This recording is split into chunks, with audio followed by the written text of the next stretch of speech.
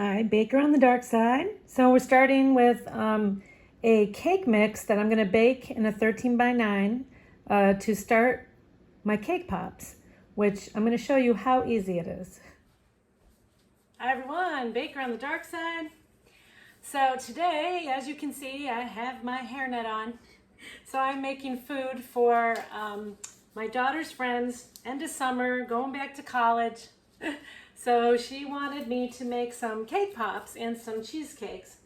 So I'm going to show you how to make very simple cake pops. So what I did is I baked my favorite cake, and it can be chocolate, it can be vanilla, it can be strawberry, it can be any flavor you want. You're just going to bake it according to the directions, and then you're going to just crumple it up.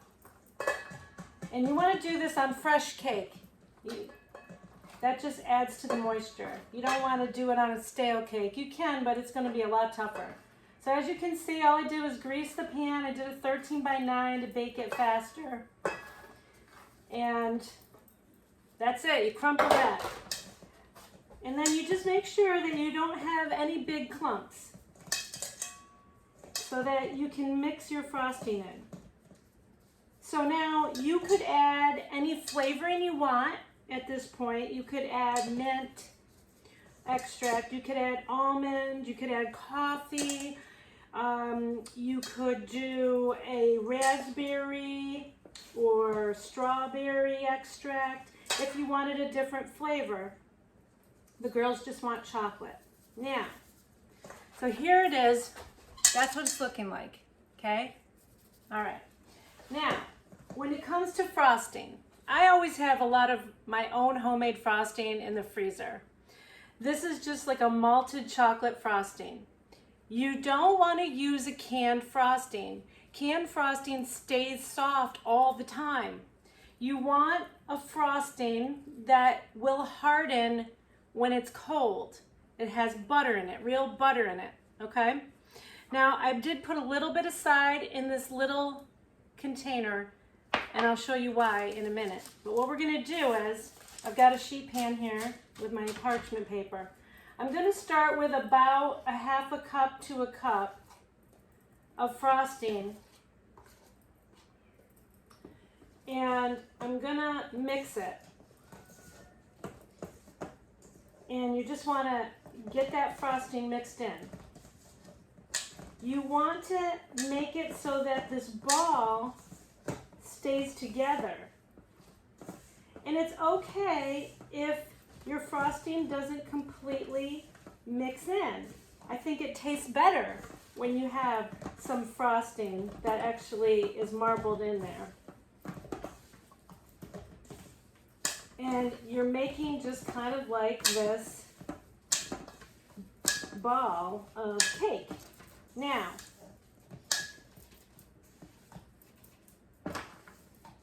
I may have added a little too much, but it'll still work out just fine. So if this happens to you, let's say this does happen to you, that's okay.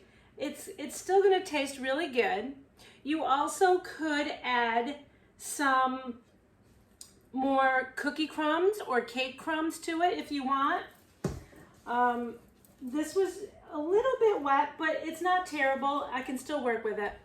So I'm going to work with it. So it's a little wet, but it's still going to be okay.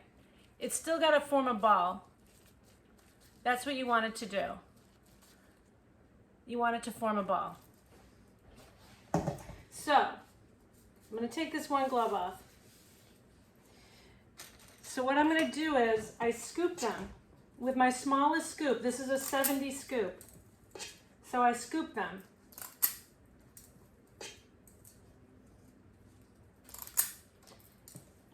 And just like that, I'm scooping them. Now, I don't want you to watch the whole thing. So what I'm going to do is I'm going to, once I scoop them all out, I'm going to roll them in a ball, lightly, really light, okay? See that? That's how it looks, okay? Then you take a lollipop stick and you put it in the frosting. And you're doing that so that the cake ball doesn't fall off when you try to take a bite. This frosting on this stick like that will add kind of an adhesion. So you're gonna stick it on the sheet and then you're gonna try to judge it as best you can in the middle. And you want it to stand up, okay? So that's how it looks. I just want you to see how it looks. You see that? It's okay if the frosting comes out on the top, it's okay. So that is your first step to the cake balls.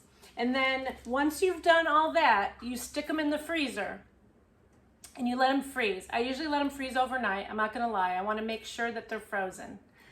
So that is the start of the chocolate cake balls. All right, you guys, there it is. I got them rolled up into their balls. I got their lollipop sticks on, and now they're gonna go in the freezer. I just wanted you to see that that's what they look like. You're trying to get those sticks as straight as possible. And then that's the size they are. This made, let's see, 5 by 8, so I made 40 cake balls. So that's awesome. You could also not have the lollipop sticks if you want. If you don't want them to be a pop, you could just do cake balls. But the kids, wanted the pops. So we're on pops. Hey, keep watching. I'll show you the next step when we get to it. Hi everyone, Baker on the dark side. So I've got my cake pops. I froze them. Now I'm gonna coat them. I'm not gonna show you all of them, but I do wanna show you how I coat them. So as I said, I've got that frosting in the middle there that I put with the stick. I had some of this left over from another time that I melted chocolate. So I just put it in there and I twirl it around and I just kind of scrape the bottom lightly to get some of the excess off. And then, just so it doesn't stick, I'll put some sprinkles on the bottom. These are birthday cake ones for a girl's birthday. So you could do that. And then you could still add a few more if you want to the side or to the whole thing if you want them on the whole thing. Just like that. Just like a little birthday cake fun. And that's it. That's how you coat them. So I just want you to see that. And I'm going to go ahead and do this. You can work in batches if your chocolate gets too cold.